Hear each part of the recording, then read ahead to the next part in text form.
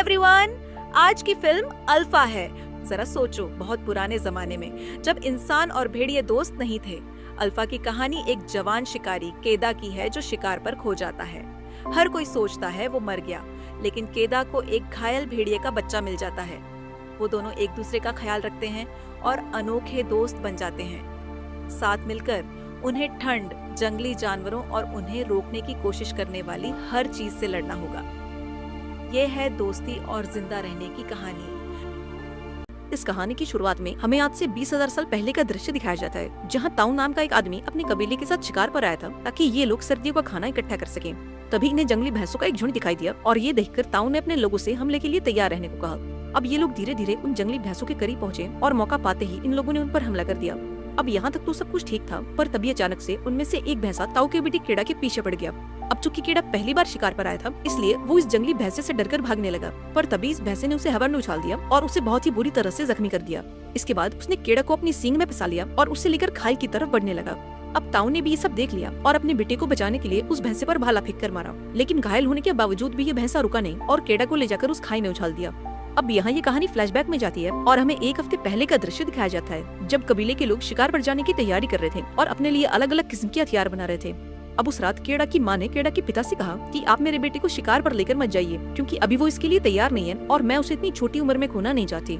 इस पर केड़ा के पिता कहते हैं कि सर्दियों का मौसम आने वाला है और अगर हम शिकार पर नहीं गए तो हमारा पूरा गाँव भूख से मारा जाएगा। अब अगली सुबह ताऊ कबीले के लोगों को लेकर शिकार पर निकल गया और काफी देर तक चलने के बाद ये सभी पत्थर से बने एक स्मारक तक पहुँचे, जिन्हें इनके पूर्वजों की याद में बनाया गया था। इस कबीले का एक रिवाज है जिसके अनुसार अगर कोई शिकार के दौरान मारा जाता है तो कबीले के लोग उसकी याद में एक पत्थर का स्मारक बनाते हैं। यहाँ ताऊ और उसके साथी आगे बढ़ रहे थे कि तभी इनकी मुलाकात एक दूसरे कबीले से होती है। अब इस कबीले के लोग भी शिकार पर निकले थे, इसलिए इन सभी ने एक साथ आगे बढ़ने का फैसला किया। अब उस शाम इन सभी ने मिलकर एक जंगली सुअर को पकड़ा और इस सुअर को मारने की जिम्मेदारी केड़ा को दी गई। अब केड़ा ने आज तक एक मच्छर नहीं मारा, तो इस सुअर को मारना तो बहुत बड़ी बात थी। ये देखकर ताऊ काफी निराश हुआ और केड़ा को समझाया कि अगर ऐसा ही चलता रहा तो तुम कभी इस कबीले के सरदार नहीं बन पाओगे और मुझे ना चाहकर भी तुम्हारी जगह किसी और को देनी होगी। अब जब रात हुई तो ये सभी आग जलाकर उसके पास बैठ गए और अपने शिकार को पकाकर खाने लगे, लेकिन तभी इन्हें किसी जंगली जानवर की आवाज सुनाई दी, जिसे सुनकर ताऊ ने सभी को सावधान रहने को कहा। लेकिन अभी ये लोग कुछ सोच पाते उससे पहले एक शेर ने इन पर हमला कर दिया और कापा नाम के एक लड़की को उठाकर ले गया। अब अगली सुबह इन लोगों ने कापा की याद में एक स्मारक बनाया और शिकार की तलाश में आगे निकल गए। ये सभी घंटों तक ऐसे ही चलते रहे, लेकिन आज इन्हें कोई भी काम लायक शिकार नहीं मिला और इसलिए इन लोगों ने एक पत्थर की गुफा में रात गुजारने का फैसला किया। यहाँ केड़ा के पिता ने उसके हाथ पर एक स्टार्स का टैटू बनाया और उसे बताया कि जब रात के दौरान तुम इन तारों का पीछा करोगे तो तुम अपने कबीले तक पहुँच जाओगे। असल में ये एक तरह का नक्शा था ताकि अगर शिकार के दौरान कोई अपना रास्ता भटक जाए तो इन तारों का पीछा करके अपने घर पहुँच सके। अब अगली सुबह ये लोग दोबारा से शिकार की तलाश में निकल गए और थोड़ी दूर चलते ही इन्हें कुछ जंगली भैंसों के पैरों के निशान दिखाई दिए। इसके बाद ये सभी लोग धीरे धीरे उन भैंसों के करीब पहुँचे और मौका मिलते ही एक साथ उन पर टूट पड़े। और अब ये कहानी वहीं आ गई जहाँ से इसकी शुरुआत हुई थी। एक भैंसे ने केड़ा को बुरी तरह से जख्मी कर दिया और उसे इस बड़ी सी खाई में उछाल दिया। यहाँ कबीले के लोगों को लगा कि केड़ा खाई में गिरकर मर चुका होगा, लेकिन जब उन्होंने पास जाकर देखा तो वो अभी भी एक चट्टान के सहारे लटका हुआ था। लेकिन अभी ये लोग उसे बचा पाते कि तभी केड़ा का हाथ फिसल गया और वो नीचे खाई में जाने लगा, पर खुशकिस्मती से वो सीधा खाई में नहीं गिरा और पत्थरों से टकराता हुआ एक चट्टान पर जाकर बेहोश हो गया। ये देखकर ताऊ अपने बेटे को बचाने के लिए नीचे जाने लगा, लेकिन कबीले के बाकी लोगों ने उसे ऐसा करने से रोक लिया। उन्होंने ताऊ को समझाया कि अब इन सब का कोई फायदा नहीं है, क्योंकि इतनी ऊंचाई से गिरने के बाद किसी का भी बच पाना इम्पॉसिबल है। हालांकि ताऊ ने इन बातों पर ध्यान नहीं दिया और चट्टान के किनारे बैठकर अपने बेटे को आवाजें लगाने लगा। देखते ही देखते रात हो गई, लेकिन केड़ा को अब तक होश नहीं आया और इसलिए ताऊ ने भी यह मान लिया कि अब उसका बेटा इस दुनिया में नहीं है। अब अगली सुबह कबीले के लोगों ने भारी मन के साथ केड़ा को आखिरी विदाई दी और अपना किया हुआ शिकार लेकर कबीले की तरफ निकल गए। ऐसे ही कुछ घंटे बीत गए, लेकिन केड़ा को अब तक होश नहीं आया। इसी बीच एक गिद्ध की नजर केड़ा पर पड़ी और वो उसे मरा हुआ समझकर उसके पास आ गया, लेकिन जैसे ही उसने केड़ा को खाना शुरू किया, केड़ा फौरन होश में आ गया और एक ही झटके में उस गिद्ध की गर्दन पकड़कर उसे नीचे फेंक दिया। अब खुद को इस चट्टान पर देखकर केड़ा काफी घबरा गया और चीख चीख कर मदद की गुहार लगाने लगा, लेकिन जल्दी उसे एहसास हो गया कि यहाँ उसकी मदद के लिए कोई नहीं है। अब केड़ा ऐसे तो मरना नहीं चाहता था, इसलिए उसने हिम्मत करके उस चट्टान पर चढ़ाई करनी शुरू कर दी। काफी कोशिश के बाद वो थोड़ा ऊपर तो आया, लेकिन अब यहाँ से आगे जाने का कोई रास्ता नहीं था। पर इसके बावजूद भी केड़ा ने हार नहीं मानी और अपनी पूरी जान लगाकर उस चट्टान के सहारे लटका रहा। अब यहाँ उसकी किस्मत ने साथ दिया और बहुत जल्द वहाँ जोरदार बारिश होने लगी। इस मूसलाधार बारिश ने उस बड़ी सी खाई को एक नदी में बदल दिया और ये देखकर केड़ा के दिमाग में एक आइडिया आया। अब चूंकि केड़ा को तैरना आता था, इसलिए उसने पानी की गहराई का अंदाजा लगाया और हिम्मत करके नीचे कूद गया, लेकिन वो पानी में गिरते ही बेहोश हो गया और जब अगली सुबह उसे होश आया तो वो एक नदी के किनारे पर पड़ा हुआ था।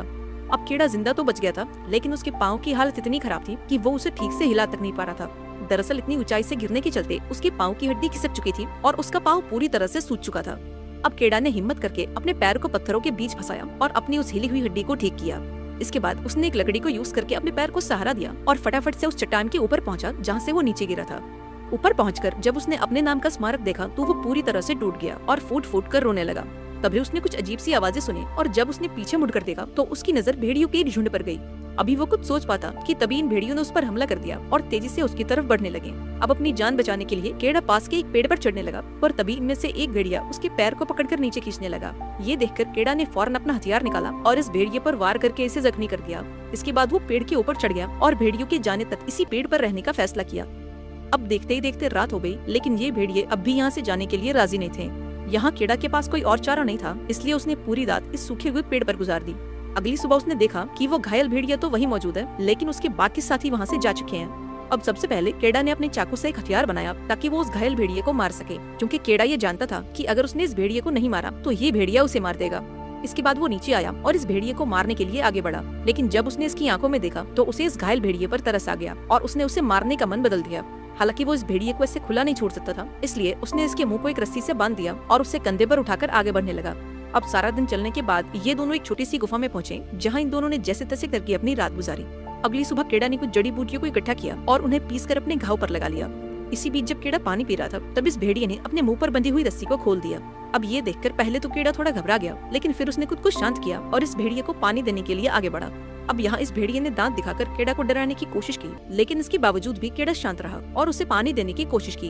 अब केड़ा का ये बर्ताव देखकर भेड़िया भी शांत हो गया, क्योंकि वो ये समझ चुका था कि अब उसे केड़ा से कोई खतरा नहीं है। इसके बाद केड़ा ने भेड़िए की चोट पर लगे कीड़ों को साफ किया और उस पर जड़ी बूटियों का लेप लगा दिया। अब उस शाम केड़ा ने एक खरगोश का शिकार किया और उसे पकाने के लिए गुफा में आग जलाने लगा। इस दौरान भेड़िए ने उससे वो खरगोश छीनने की कोशिश की, लेकिन केड़ा ने उसे डराकर शांत कर दिया और खुद को ताकतवर दिखाने के लिए वो उस खरगोश को कच्चा ही खाने लगा। ये देखकर वो भेड़िया भी डर गया और चुपचाप जाकर एक कोने में बैठ गया। अब उस रात केड़ा को खाना खाकर काफी राहत मिली, क्योंकि पिछले कई दिनों से उसने कुछ नहीं खाया था। यहाँ उसने भेड़िए को भी थोड़ा खाना दिया और ये भेड़िया भी किसी पालतू कुत्ते की तरह चुपचाप वो खाना खाने लगा। अब चूंकि केड़ा काफी घायल था, इसलिए उसने कुछ दिनों तक इसी गुफा में रहने का फैसला किया। ऐसे ही दिन गुजरते गए और एक रात केड़ा ने अपने हाथ पर बने टैटूज को देखा। ये देखकर उसे अपने घर की याद आने लगी और उसने बर्फ गिरने से पहले अपने घर वापस लौटने का फैसला किया। अब अगली सुबह केड़ा अपने घर के लिए रवाना होता है और उस भेड़िए से अपने परिवार के पास जाने को कहता है, लेकिन जब काफी कोशिशों के बाद भी ये भेड़िया नहीं हिला तो केड़ा ने अकेले ही आगे बढ़ने का फैसला किया। अब थोड़ा आगे जाते ही केड़ा ने ये नोटिस किया कि कोई उसका पीछा कर रहा है, और जब उसने पीछे मुड़कर देखा तो ये कोई और नहीं बल्कि वो भेड़िया ही था। यहाँ केड़ा ने एक लकड़ी फेंककर उस भेड़िए को डराने की कोशिश की, लेकिन डर के भागने के बजाय वो भेड़िया उस लकड़ी को अपने मुंह में दबाकर केड़ा के पास आ गया। इस भेड़िए को बनना तो एक कुत्ता ही था, लेकिन फैमिली प्रेशर के चलते बेचारा भेड़िया बन गया। खैर, अब थोड़ा आगे जाते ही इन दोनों की नजर कुछ जंगली सुअरों पर पड़ी और ये देखते ही भेड़िया उनका शिकार करने के लिए उनकी तरफ भागा। अब भेड़िए से बचने के लिए ये सुअर केड़ा की तरफ भागे, लेकिन उनको मारने के बजाय केड़ा उनसे डरकर बैठ गया और ये सुअर यहाँ से भाग निकले। यहाँ ये भेड़िया केड़ा से काफी निराश हुआ, क्योंकि उसके चलते आज रात इन दोनों को भूखा सोना पड़ेगा। हालांकि बहुत जल्द इन दोनों में दोबारा से दोस्ती हो गई और केड़ा ने इसका नाम अल्फा रखा। अब उस शाम अल्फा को एक छोटा सा खरगोश दिखा और इस बार उसने कोई गलती नहीं की। उसने खरगोश का शिकार किया और रात को इन दोनों ने साथ मिलकर खाना खाया। अब जब सोने की बारी आई तो अल्फा केड़ा से चिपक कर सो गया ताकि इन दोनों को ठंड न लगे। ऐसे ही दिन गुजरते गए और ये दोनों एक साथ अपनी मंजिल की तरफ बढ़ते रहे। अगले कुछ दिनों में केड़ा अल्फा की मदद से शिकार करना भी सीख गया और देखते ही देखते इन दोनों की दोस्ती और गहरी होती गई। ऐसे ही कुछ दिन और गुजर गए और अब चारों तरफ सर्दियों का मौसम आ चुका था। सर्दियों में यह पूरा इलाका बर्फ की एक सफेद चादर से ढक गया और चारों तरफ बर्फीली हवाएं चलने लगे, लेकिन इसके बावजूद भी केड़ा और अल्फा ने हार नहीं मानी और अपने घर की ओर बढ़ते रहे। इस बर्फीले मौसम में भी ये दोनों जैसे तैसे करके शिकार ढूंढ ही लेते और उसे खाकर जिंदा बचे रहते। अब एक दिन चलते चलते केड़ा के पैर के नीचे की बर्फ टूट गई और वो सीधा पानी में जा गिरा। दरअसल ये एक छोटा सा लेक था जो सर्दियों के कारण बर्फ में जम चुका था। यहाँ केड़ा ने ऊपर आने की काफी कोशिश की, लेकिन उसे बाहर निकलने का रास्ता नहीं मिल रहा था। इधर अल्फा ने बर्फ को तोड़कर अपने दोस्त को बाहर निकालने की सोची, लेकिन इस बेचारे का वजन इतना नहीं था कि वो बर्फ की इस मोटी सी परत को तोड़ सके। अब जब केड़ा को रास्ता नहीं मिला तो उसने फटाफट से अपना चाकू निकाला और अंदर से बर्फ को तोड़ने लगा। काफी कोशिशों के बाद आखिर केड़ा ने बर्फ को तोड़ ही लिया और अल्फा की मदद से पानी से बाहर आ गया। इसके बाद उसने फटाफट से अपने कपड़े उतारे और पास में आग जलाकर खुद को गर्म किया। इन दोनों ने आज की रात यहीं गुजारी और अगली सुबह अपने सफर को कंटिन्यू किया। कुछ घंटों तक चलने के बाद केड़ा की नजर टेंट के बाहर बैठे एक आदमी पर पड़ी, जिसे देखकर वो काफी खुश हो गया। लेकिन जब उसने पास जाकर देखा तो उसकी ये सारी खुशी फौरन गायब हो गई, क्योंकि ये आदमी ठंड से जमकर मर चुका था। इसके बाद केड़ा ने इस आदमी से वो तीर और धनुष ले लिया और अल्फा को लेकर आगे चल दिया। ये दोनों काफी देर तक ऐसे ही चलते रहे, लेकिन थोड़ी देर बाद एक और मुसीबत ने दस्तक दे दी। इन दोनों का सामना जंगली कुत्तों के एक झुंड से हुआ, जिन्होंने इनको देखते ही इन पर हमला कर दिया। अब इन कुत्तों से बचने के लिए ये दोनों फटाफट से गुफा के अंदर घुस गए और घात लगाकर कुत्तों का इंतजार करने लगे। लेकिन जब इन्हें कोई हलचल दिखाई नहीं दी तो ये दोनों रिलैक्स होकर वहीं बैठ गए। पर ये इस बात से अनजान थे कि जिस गुफा में ये मौजूद है वो एक आदमखोर तेंदुए की है। अभी ये दोनों कुछ सोच पाते कि तभी इनके सामने एक ब्लैक पैंथर आ गया और उसने केड़ा को देखते ही उस पर हमला कर दिया। लेकिन हर बार की तरह इस बार भी अल्फा बीच में आ गया और केड़ा को इस तेंदुए से बचाने की कोशिश की, पर ये तेंदुआ साइज में काफी बड़ा था और वो अल्फा पर भारी पड़ रहा था। ये देखकर केड़ा ने वो तीर और कमान निकाला और हिम्मत करके उस तेंदुए पर एक तीर छोड़ दिया। लकीली केड़ा का तीर बिल्कुल निशाने पर लगा और तीर लगते ही वो तेंदुआ जमीन पर गिर गया। इसके बाद केड़ा ने अल्फा के जख्मों को साफ किया और उस पर जड़ी बूटियों का लेप लगाया। केड़ा अल्फा का शुक्रगुजार था, क्योंकि इस सफर में न जाने कितनी बार अल्फा ने उसकी जान बचाई थी और इसलिए वो अल्फा को अपने साथ घर ले जाना चाहता था। अगली सुबह इन दोनों ने दोबारा से अपने सफर को कंटिन्यू किया और धीरे धीरे आगे बढ़ते रहे। कई घंटों तक चलने के बाद आखिर में केड़ा को वो स्मारक दिखाई दिया जिन्हें हमने मूवी की शुरुआत में देखा था, और इसका मतलब ये था कि अब ये दोनों अपनी मंजिल के काफी करीब हैं। ये देखकर केड़ा काफी खुश हुआ और आगे बढ़ना जारी रखा, लेकिन इसी बीच अल्फा जमीन पर गिर गया, क्योंकि अपने जख्मों के चलते वो काफी कमजोर हो चुका था। ये देखकर केड़ा समझ गया कि अब अल्फा अपने पैरों पर नहीं चल पाएगा, इसलिए उसने अल्फा को अपनी गोद में उठा लिया और धीरे धीरे आगे बढ़ने लगा। आखिरकार उसकी ये मेहनत रंग लाई और एक जगह पर पहुंचकर उसे दूर से अपनी बस्ती दिखाई दी। इतने दिनों बाद अपनी बस्ती को देखकर केड़ा की खुशी का तो ठिकाना नहीं था। इसके बाद वो फटाफट से अपनी बस्ती में पहुंचा, जहां पहुंचते ही वो जमीन पर गिर गया। अब जब केड़ा के माता पिता ने उसे देखा तो उनके पैरों तले जमीन खिसक गई और उन्होंने फौरन केड़ा को अपने गले से लगा लिया। यहाँ केड़ा ने ताऊ से कहा कि वो किसी भी हालत में अल्फा को जिंदा बचा ले, और इतना कहते ही वो बेहोश हो गया। कुछ घंटों बाद जब केड़ा को होश आया तो वो अपने घर के अंदर मौजूद था और अल्फा भी उसके बगल में लेटा हुआ था। यहाँ उसे ये बात पता लगी कि अल्फा ने कुछ छोटे बच्चों को जन्म दिया है। इसका मतलब ये था कि अल्फा एक मादा भेड़िया है और इस पूरे सफर के दौरान वो पेट से थी।